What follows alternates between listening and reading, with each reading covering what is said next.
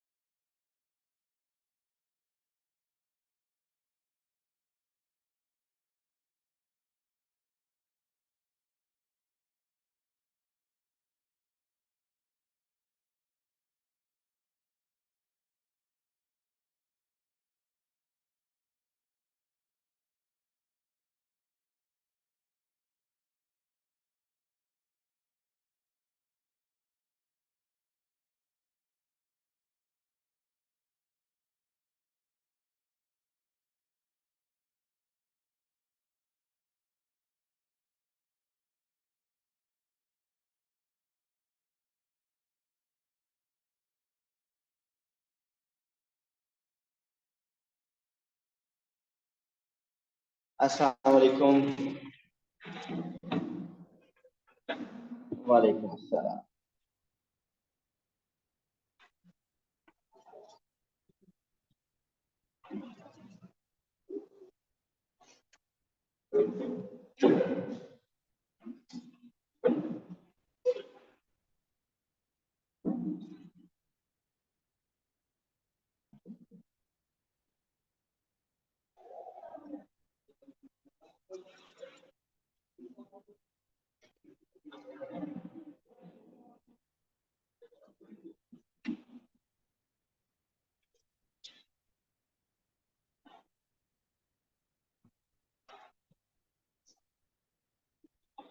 Okay जी, we were doing graph of trigonometric functions, जिसमें हमने देखा कि साइन और कॉस में जो मेजर डिफरेंस था, अगर इसका स्टार्ट जीरो से करें, ओ से करें, तो साइन का ग्राफ मीन पोजीशन से स्टार्ट होता है और कॉस का ग्राफ एक्सट्रीम पोजीशन से स्टार्ट होता है। साइन और कॉस की जो रेंज होती है वो -1 to 1 होती है। जो बाकी चीजें भी थी वो सब साइन और कॉस के लिए देवर ऑलमोस्ट सेम। मीन ओवरऑल जो नंबर ऐड हो रहा होता है, साइन हो या कॉस हो, वो मीन पोजीशन को शो करता है। जो नंबर मल्टीप्लाई हो रहा होता है साइन फंक्शन के साथ, वो एम्पलीट्यूड शो करता है। And B is the number of cycles within 360 degree. ये लास्ट टाइम एक प्रीवियस क्लास की एक हमने करेक्शन भी की थी कि ये जो ग्राफ ड्रॉ किया था, ये हमने साइन का ग्राफ ड्रॉ किया था। सो साइन का ग्राफ था ओवरऑल। अगर आप ग्राफ को ऑब्जर्व कीजिए तो it's mean position is 1 and extreme positions are -2 and 4। और आपके पेपर में अक्सर क्वेश्चन यूं भी होगा, या सुनिएगा, क्योंकि अब तो ये हमने ग्राफ ऐसे खुद ड्रॉ किया है। आपका अगर क्वेश्चन हो कि ये जो ग्राफ ड्रॉ हुआ हुआ है, इसकी इक्वेशन है a sin b x plus c। ये जो ग्राफ ड्रॉ हुआ है, इसकी इक्वेशन है a sin b x plus c। What is a b and c? Class में कुछ नहीं खाना, ठीक है, रखते हैं वापस। a sin b x plus c। जी, question is find the values of a b and c। जी, कैसे फाइंड करेंगे a b c?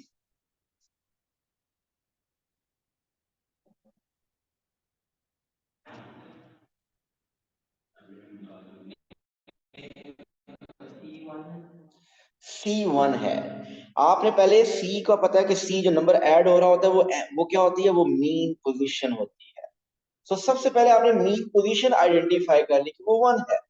सो इसका मतलब C इज 1।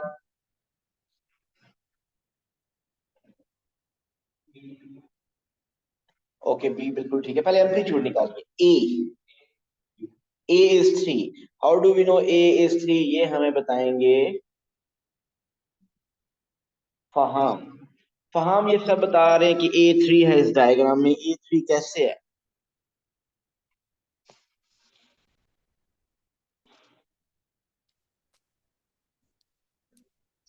सर क्योंकि इसका एम्पलीट्यूड 1 से 4 तक गया हुआ।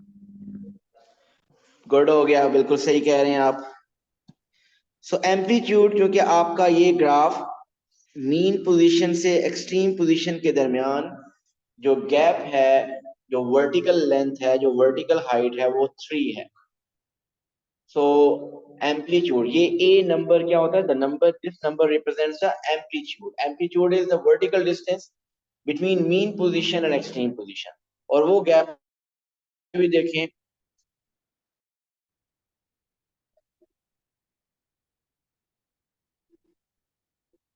ये भी आपके पास 3 है। So amplitude is 3, so it means A is 3। Okay, next.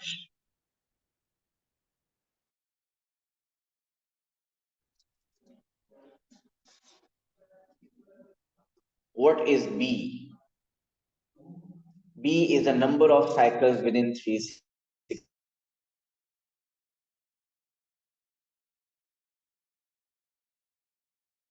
Cycle बना हुआ है, तो 360 में 2 साइकिल बने हुए हैं, 360 में 2 साइकिल्स बने हुए हैं, so 360 में 2 cycles mean B should be 2, so B is 2. So I hope ये रिवर्सिबल क्वेश्चन में पेपर में आएगा तो आप कर लेंगे.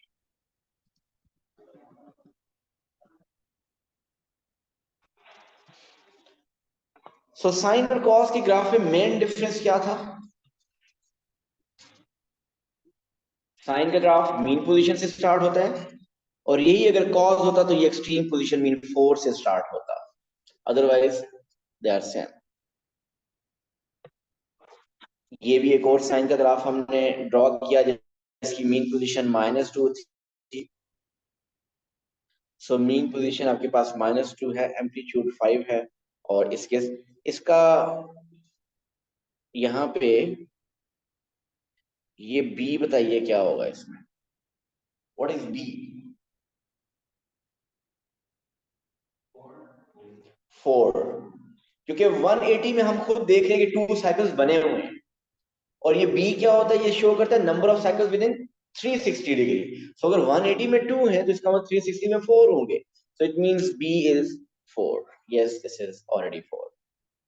और इस ग्राफ की रेंज क्या है? इस ग्राफ की रेंज है -7 से लेकर +3 तक. -7 से +3. और ये ग्राफ बनाने के बाद तो हमें पता चल गया, लेकिन हमें ग्राफ से पहले ही रेंज समझ आ गई थी. वो मीन पोजीशन के थ्रू हमने पहले ही इसकी रेंज फाइंड कर ली थी.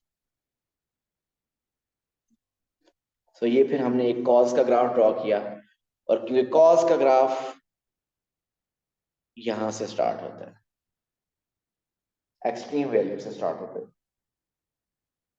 जी यहां तक कोई क्वेश्चन? फिर मैंने आपको रेंज फाइंड करने का मेथड बताया था कि रेंज तो ग्राफ के बगैर आप कर सकते हैं, लेकिन एक रेंज का मेथड ये मैंने बताया जिसको मैं थोड़ा रिपीट करता हूं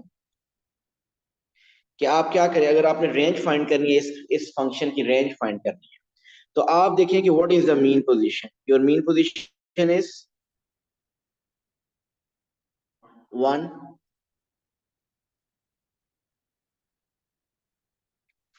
mean position is 1. So mean position अगर 1 है और एम्पलीट्यूड इज 2, एम्पलीट्यूड 2 है, इसका मतलब ग्राफ मीन पोजीशन से 2 यूनिट ऊपर जाएगा और 2 यूनिट नीचे आएगा. सो 2 यूनिट ऊपर मीन 3 तक और 2 यूनिट नीचे मीन -1 तक. सो इसकी रेंज, इसका मतलब ये एक्सट्रीम वैल्यूज है -1 एंड 3. मुझे ये बताइए रेंज का इस नंबर के साथ कोई लिंक है? ये 5 के साथ इस नंबर का रेंज के साथ कोई लिंक नहीं है, कोई रोल नहीं है. ये 5 सिर्फ साइकिल्स बताता है. सो जब आपने एक्सट्रीम वैल्यूज फाइंड कर ली तो इसका मतलब f ऑफ x की जो रेंज आ गई है वो -1 to 3 है. ये रेंज फाइंड करने का एक मेथड मैंने बताया. Now I want to tell another method to find range.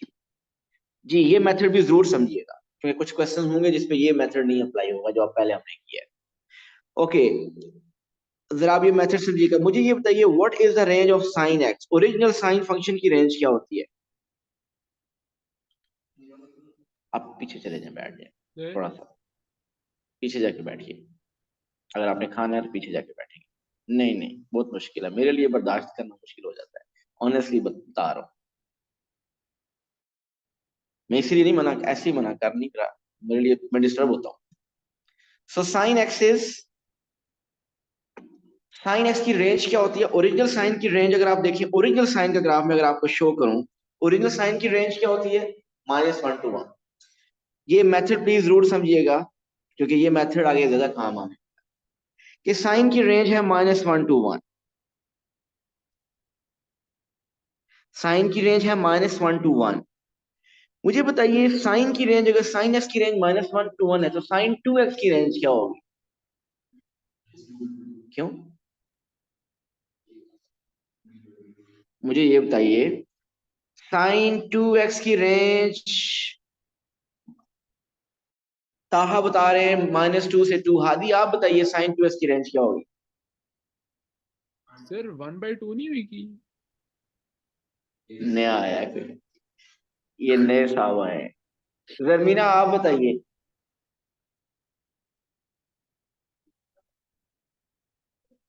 Sir, -2. 2 and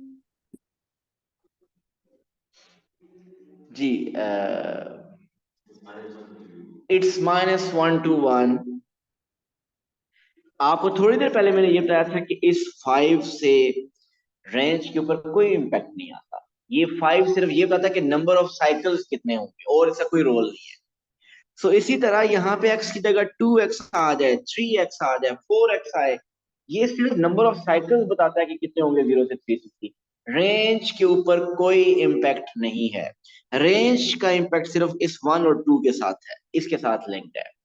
सो अगर साइन x की रेंज -1 to 1 है, then what is the range of sin 5x? It's still -1 to 1। ये जो x के साथ नंबर है, इसका रेंज पे कोई इम्पैक्ट नहीं होगा। अच्छा, एक और रेफरेंस से बताता हूँ ये बात। आप लोग वो ट्रांसफॉर्मेशन कर चुके हैं। जब नंबर x से कोई नंबर मल्टीप्लाई होता है, वो कौन सी ट्रांसफॉर्मेशन होती है? वर्टिकल या हॉरिजॉन्टल? ये स्ट्रेच होता है। मल्टीप्लिकेशन क्या होती है? Stretch.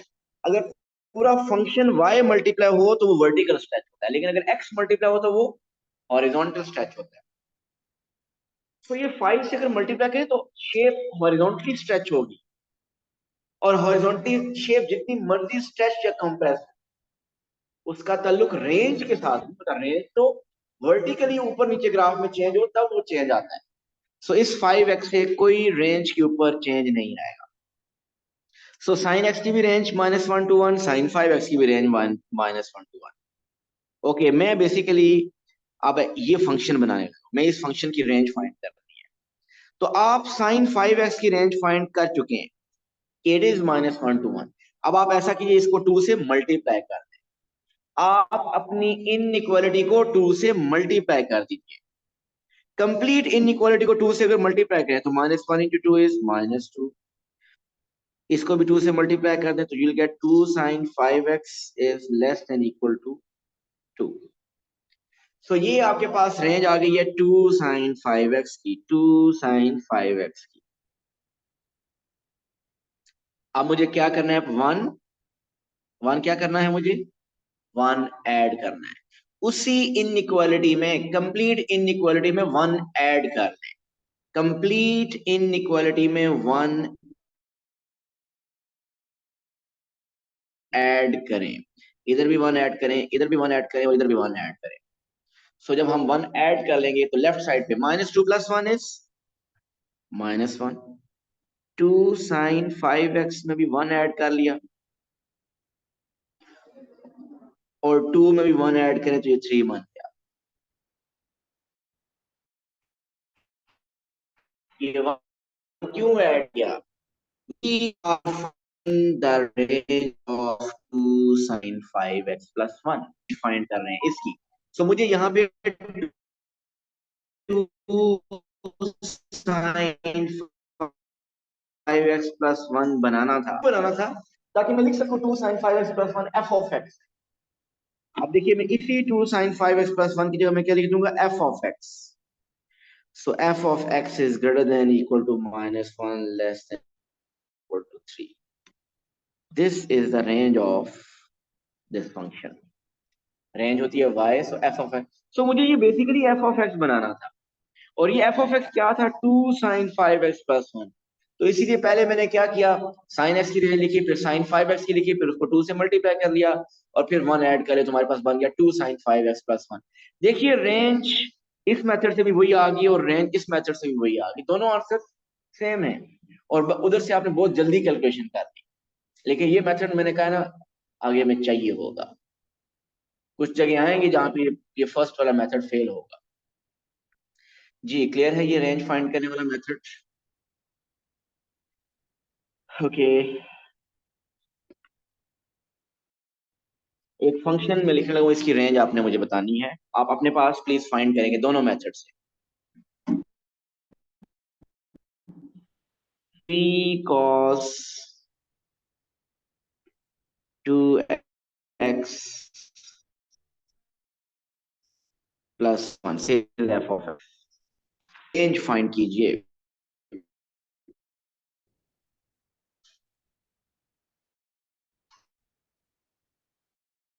F of X equal to p cos 2x plus 1, इस फंक्शन की रेंज फाइंड, और मैं फंक्शन ग्राफ नहीं ड्रॉ करना, दोनों मेथड से करनी है, ठीक है। देखिए आपको पेपर में तो एक ही मेथड चाहिए, लेकिन वो जो दूसरा मेथड है ना, वो भी आगे आपको हेल्प करेगा। अच्छा पुराना याद दिला, मीन पोजीशन वाला।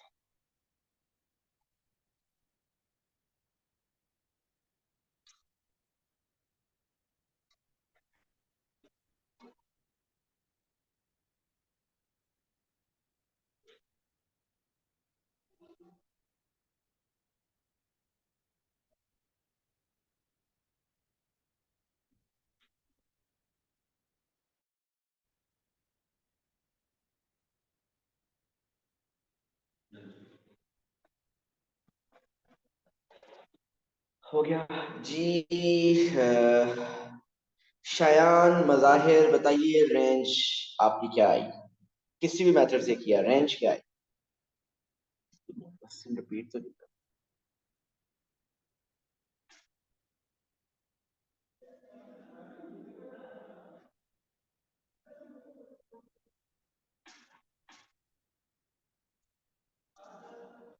फहाम आप बताइए रेंज क्या है?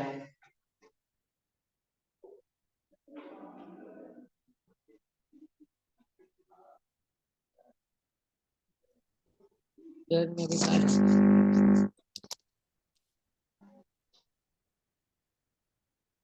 सॉरी क्या बोला आपने? मैं कह रहा हूँ, मैं सॉल्व कर रहा हूँ। ओके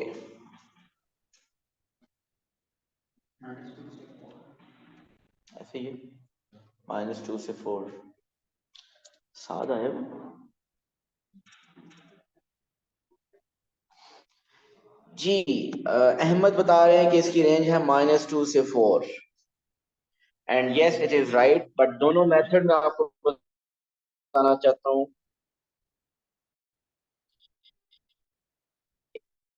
आपने सबसे पहले आइडेंटिफाई किया इसका मीन पोजीशन, तो कि इसकी मीन पोजीशन क्या है? It's 1, mean position is 1।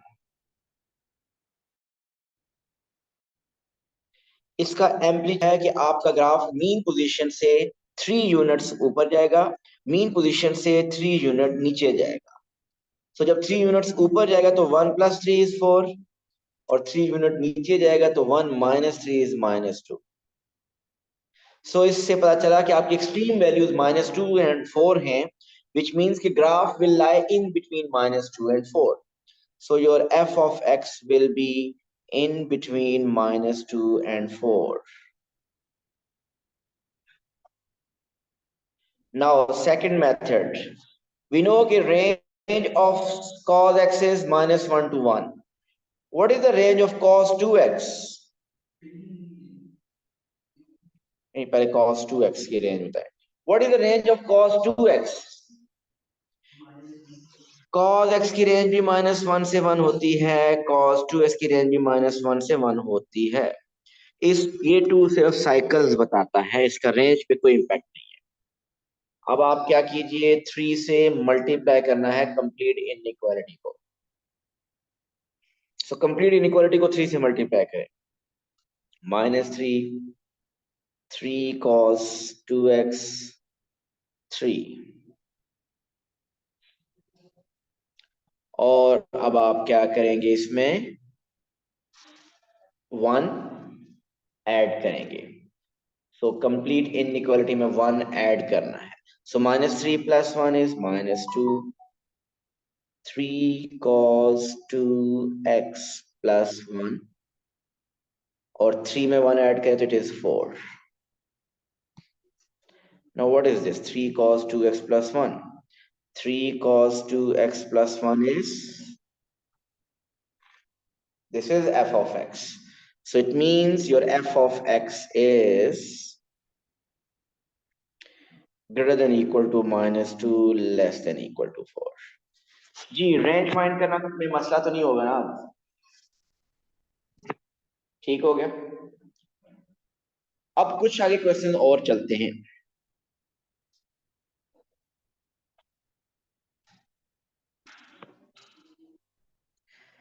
मुझे बताइए what is the range of sine square x?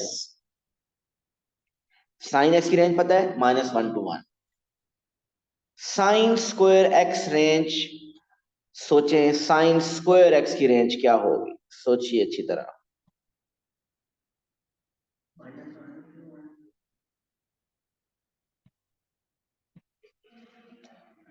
Reason बतानी है आपने।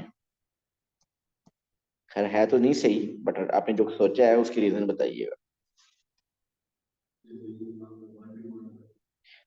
बिल्कुल, ये माइंड में आना चाहिए, लॉजिक बनती है इसकी। -1 to 1 आपके माइंड में कैसे आया है तो वो भी गलत वैसे है, तो दोनों गलत, लेकिन उसकी लॉजिक बन रही है। जी मैंने आपको ये बात पता है कि साइन एक्स की रेंज होती है -1 to 1। मैं आपसे पूछ रहा हूँ साइन स्क्वायर एक्स की रेंज बताइए।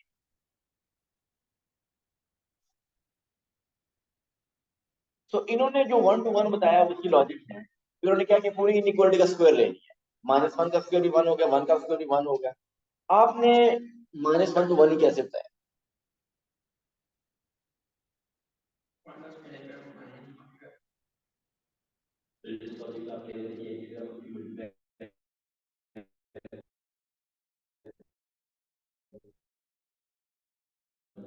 इसके साथ में वो होल्स का स्क्वायर है की रेंज है -1 to 1। मतलब क्या? -1 to 1 का मतलब उस -1 भी इसमें शामिल है, -0.5 भी, मैं कुछ वैल्यू लिख रहा हूँ, 0 भी होगा, 0.5 भी है और 1 भी है, ऐसे ही है। साइन एफ की रेंज है -1 to 1, मतलब उसके अंदर -1 भी आ रहा है, -0.9 भी आ रहा है, -0.8 भी आ रहा है, -0.1 भी आ रहा है, 0, 0.1, 0.2, 0.5, 0.6, 0.8, 0.9 और 1। इन सब वैल्यूज का स्क्वायर लें, इन सब वैल्यूज का स्क्वायर लें, बताइए आंसर क्या आएगा? 0 to 1।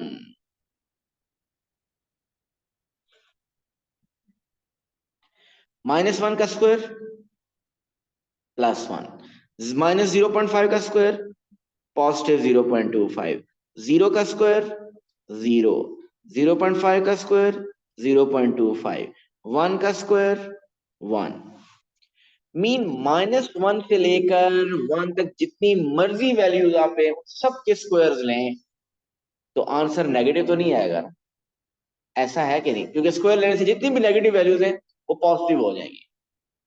इसमें मिडिल में एक 0 भी है, -1 से 1 के दरमियान में मिडिल में एक 0 भी है। 0 का स्क्वायर लेंगे तो क्या आएगा? 0 आएगा। 1 का स्क्वायर लेंगे तो क्या आएगा? 1। क्या आंसर कभी 0 भी आ रहा है, 1 भी आ रहा है? क्या 1 से बड़ा कभी आंसर आ रहा है? कभी नहीं आ रहा। 0.9 1 का स्क्वायर 0.0 0.81 ही होगा। सो आप इन सब वैल्यूज के अगर स्क्वायर लें तो नेगेटिव कभी नहीं आएगा, क्योंकि square of negative values make it positive. लेकिन मिडिल में 0 भी तो है, 0 का स्क्वायर 0 होगा। So range of sine square x is 0 to 1। Agree? We know the range of cos x is -1 to 1। बताइए what is the range of cos square x? वो भी 0 to 1। फहाम आप कुछ पूछना चाह रहे थे?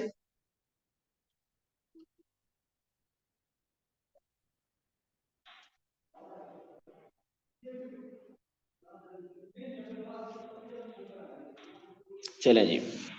तो इसका मतलब आपको साइन स्क्वायर की रेंज पता चल गई। साइन स्क्वायर की रेंज क्या होती है? 0 to 1। cos स्क्वायर की रेंज भी क्या होती है? 0 to 1। Now my question is,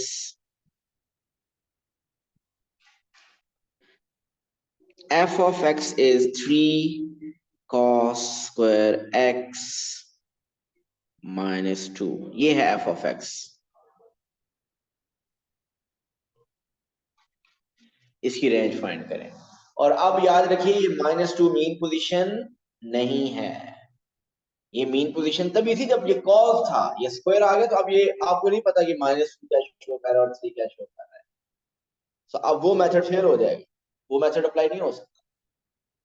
सो ये -2 मीन पोजीशन अब नहीं रही। ये मीन पोजीशन तभी होती है जब तक ये cos x रहता है। cos स्क्वायर के केस में ये 2 क्या रिप्रेजेंट करते हैं, एटलीस्ट हम ये बता रहा हूं मीन पोजीशन एटलीस्ट नहीं है।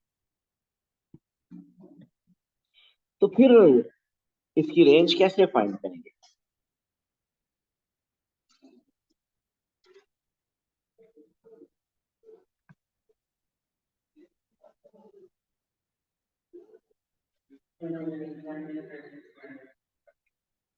स्क्वायर पूरे के ऊपर नहीं है ना, सिर्फ cos के ऊपर है।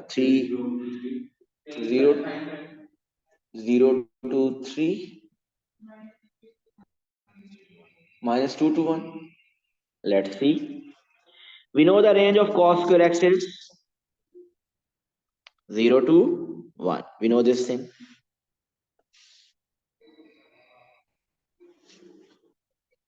इस कंप्लीट इनइक्वालिटी को मल्टीप्लाई करें with 3. 0 into 3 is 0. 3 cos square x. 1 into 3 is 3.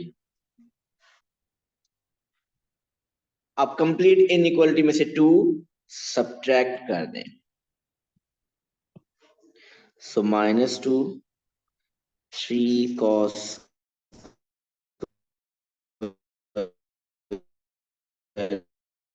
-2, 3 sorry 3 -2 is x. So f of x is greater than equal to -2 less than equal to 1. Question मैंने दिया था इस पे वही सेकंड अप्लाई नहीं हो सकता। So the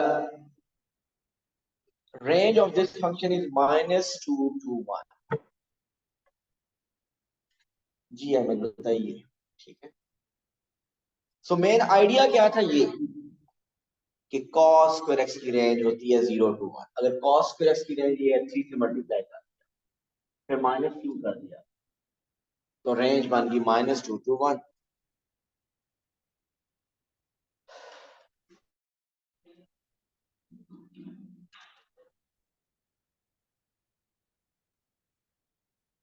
right.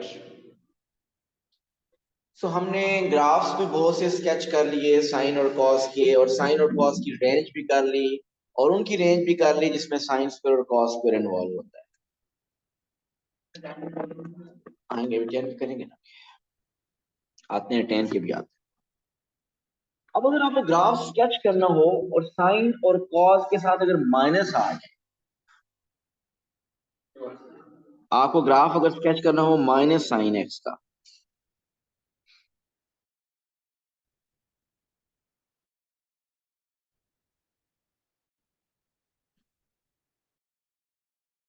क्या चेंज आएगा? मतलब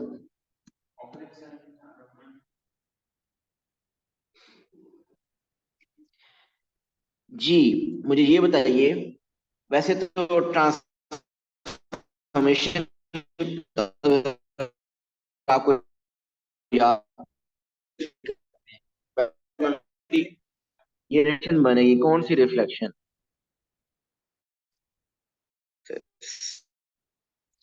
जब कंप्लीट फंक्शन माइनस मल्टीप्लाई तो that is reflection over x axis. तो ग्राफ कैसा बनेगा? Minus sine x.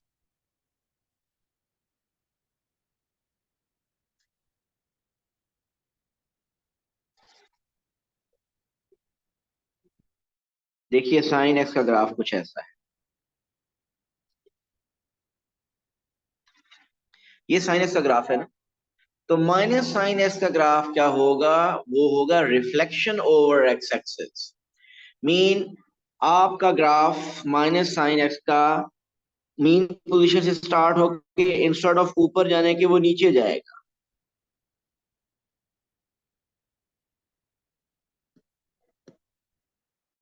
सो उल्टा ग्राफ बनेगा।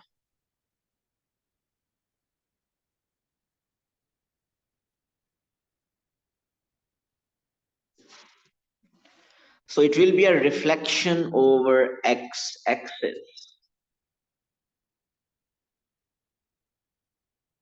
So बाकी सब भी अगर इसके साथ -2 sin 3x + 1 है, वो सब कुछ अगर आपको वो उसी तरीके से एम्पलीट्यूड वाली कैलकुलेशन करनी है, सब कुछ वही करना है, लेकिन ग्राफ का रिफ्लेक्टेड बनेगा। वो मीन पोजीशन से पॉजिटिव एक्सट्रीम, हायर एक्सट्रीम की तरफ नहीं जाएगा, लोअर एक्सट्रीम की तरफ जाएगा।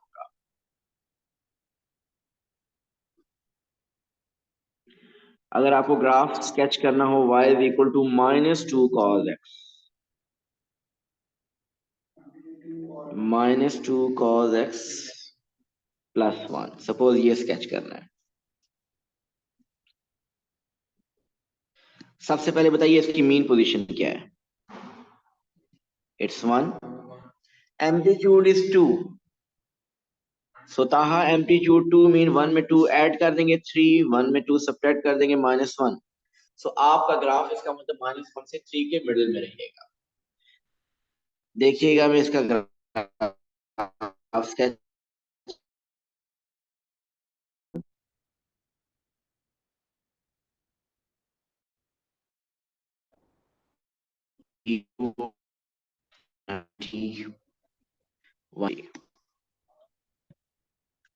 मीन पोजीशन क्या है भाई? 1, मीन पोजीशन 1।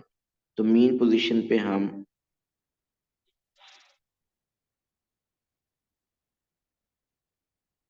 डॉटेड लाइन लगा लें तो हमारे लिए स्केच करना इजी होगा। Extreme positions are 3 and -1। ये है एक्सट्रीम पोजीशंस।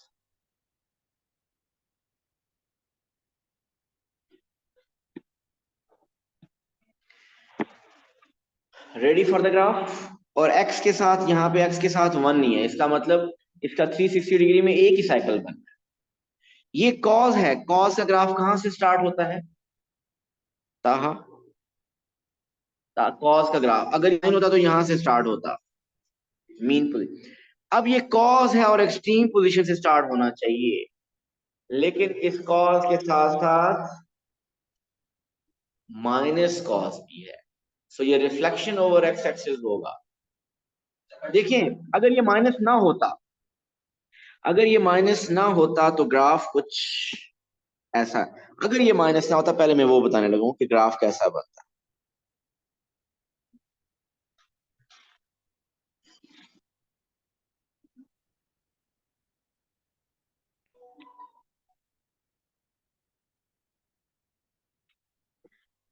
जी अगर माइनस ना होता तो ऐसा ग्राफ बनता, अगर ये माइनस को हम कंसीडर ना करें, लेकिन इसमें तो माइनस है। ये माइनस मीन कि ये रिफ्लेक्शन बन जाएगा, ये नीचे से उल्टा ग्राफ बनेगा।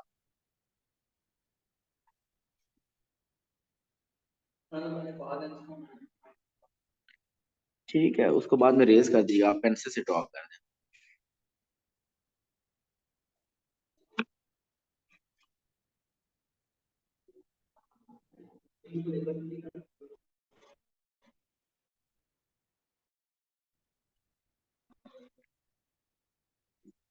कर सकते हैं, फिर आप लेबल कर दें। ये है फाइनल ग्राफ जो हमें चाहिए।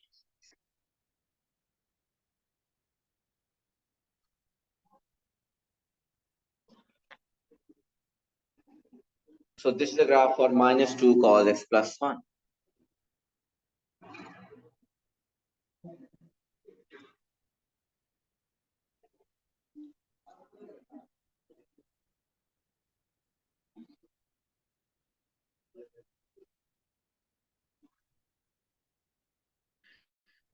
जी एक ग्राफ और स्केच कर लेते हैं।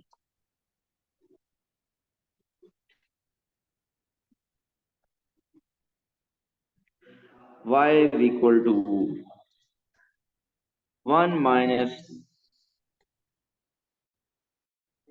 sin 2x in between 0 and 360.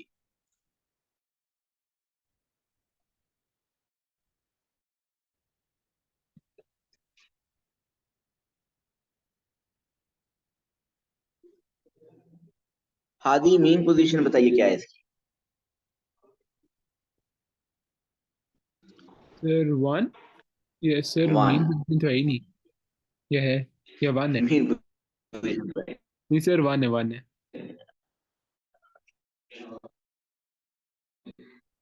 यार दिन आगे पीछे घुमा दे तो हमें तो मीन पोजीशन का गायब हो जाती है, फिर हाथ स्टक हो जाता है। आदि ये जो 1 लिखा हुआ है मैं इसको यूं लिख दूं ना +1, ऐसे ही है।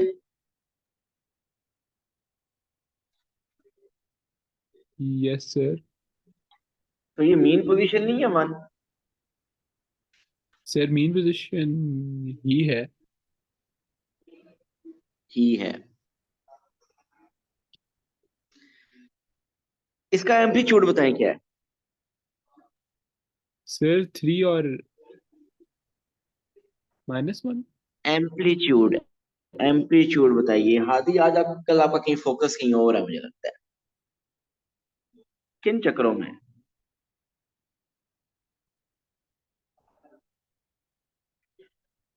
जी मरियम बताइए इसका एम्पलीट्यूड क्या है।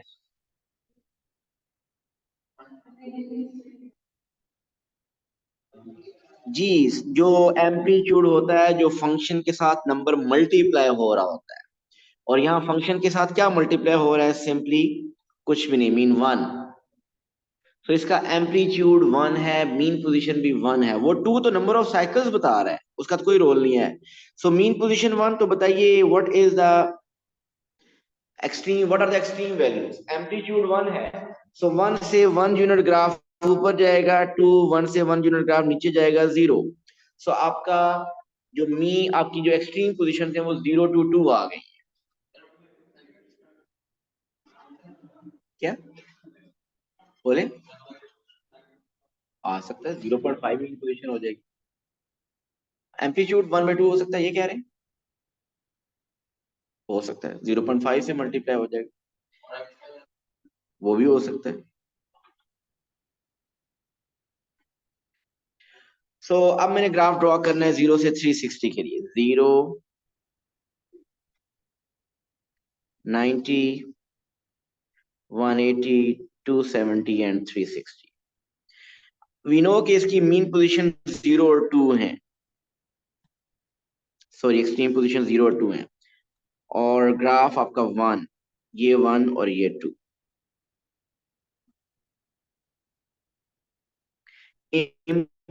इंपॉर्टेंट बात, ये ग्राफ साइन वाला है, लेकिन इंपॉर्टेंट बात क्या है, ये साइन के साथ क्या है, नेगेटिव। और कितने साइकिल बनाने हैं, 2 साइकिल बनाने हैं 360 डिग्री के अंदर। सो 180 में एक साइकिल बनाना है। ये देखिएगा 180 में मैंने पहले एक साइकिल बनाना है। साइन का ग्राफ है, नॉर्मली साइन का ग्राफ हो, अगर मुझे एक साइकिल बनाना हो तो मैं यूं करता होता हूं, लेकिन अब ग्राफ ये गलत है क्योंकि साइन के साथ नेगेटिव है, तो ये तो रिफ्लेक्टेड बनना चाहिए। ये नीचे से नीचे की तरफ आएगा इधर,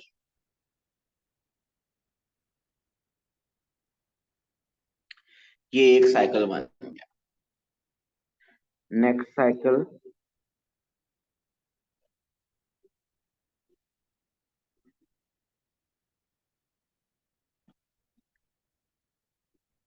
so this is the graph for 1 minus sine 2x in between 0 to 360.